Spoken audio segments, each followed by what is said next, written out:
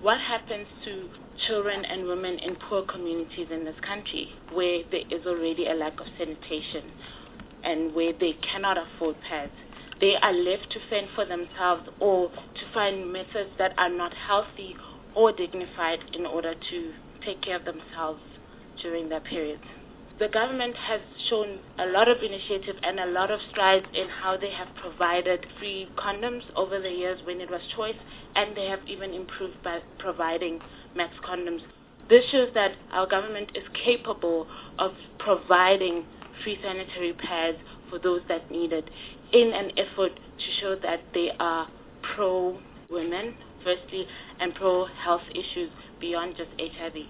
If the Department of Basic Education could provide free pads for schools, particularly schools that are in poor communities, this would be a way of dealing with the issue.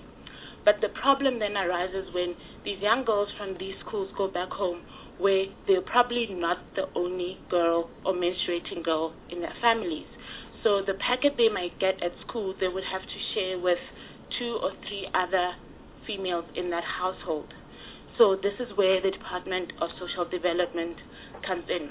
The department could find a way of distributing free pads and free tampons to menstruating people who are out of school or unemployed and still need the supply, particularly also when you look at the question of how homeless women deal with their menstruation is never really addressed.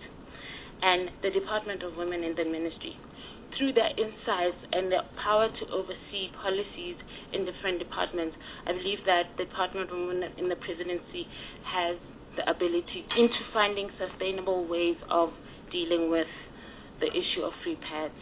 So what are our recommendations to the committee? We are asking in the committee to write to the President requesting an update on the 2011 announcement that was made, and for the update to be made available to the public as soon as it can.